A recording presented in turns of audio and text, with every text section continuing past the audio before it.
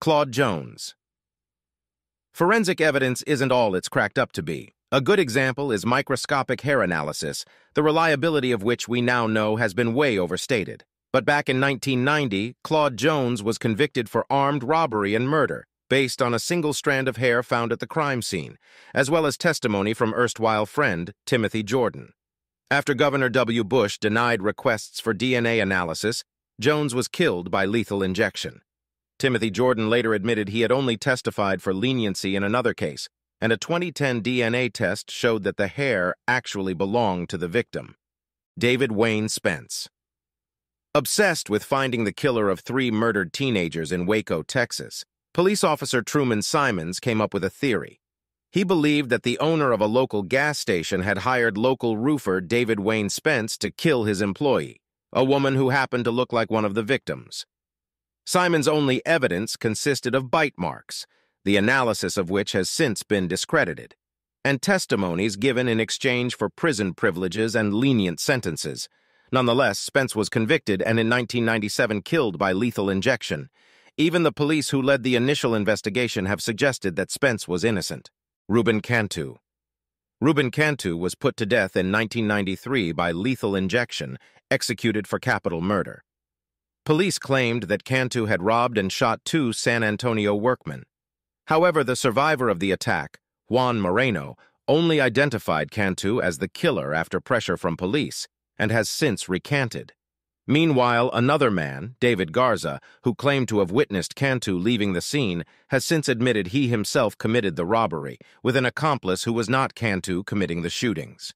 Cantu claimed that he was being framed for another incident, in which he shot and wounded an off-duty plainclothes police officer, Carlos de Luna.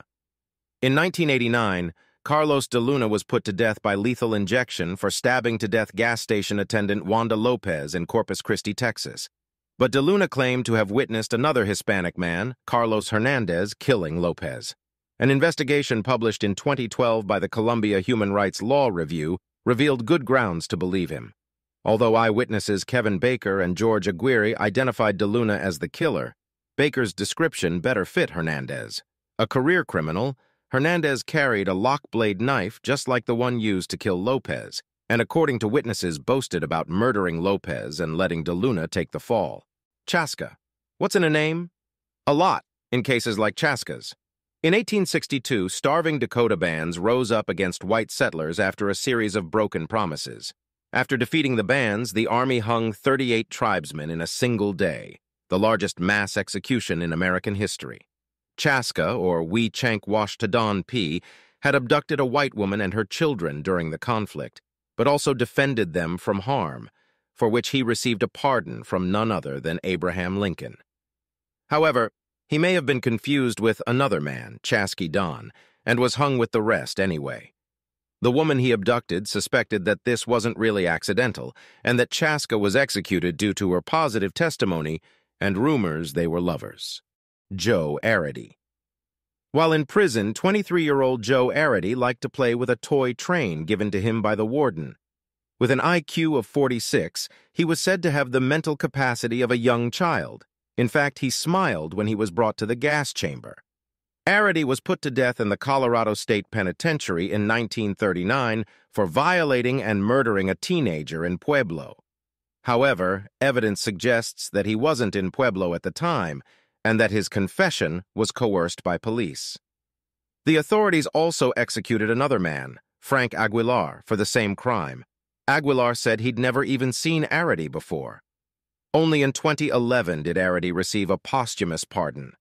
Jesse Tafaro. The execution of Jesse Tafaro in 1990 is notorious for 2 reasons. 1, the flawed trial that resulted in his conviction, and 2, his botched execution. Tafaro had been executed after Walter Rhodes claimed Tafaro and his wife Sonny Jacobs killed 2 police officers. However, on more than one occasion, Rhodes later admitted he had shot them himself, something gunpowder evidence from the investigation backed up.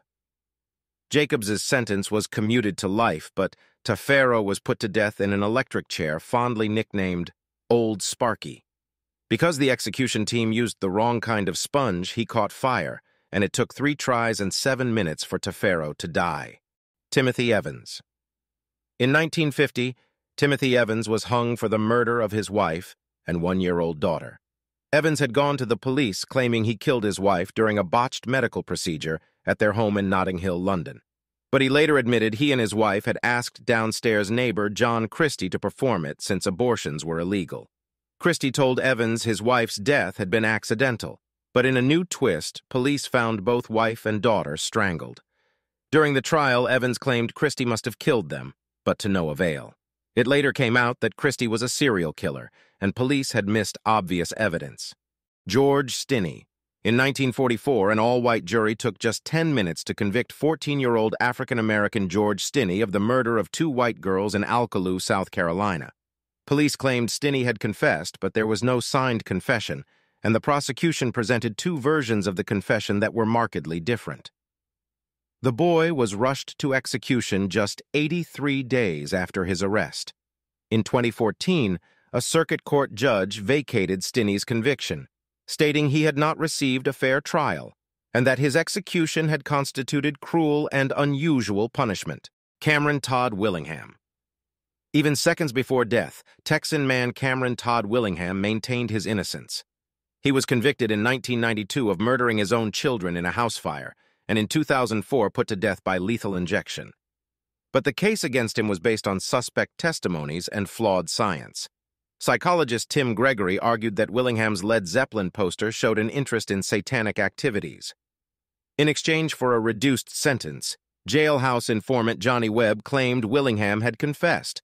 Webb later recanted, and numerous fire experts have agreed there was no evidence of arson.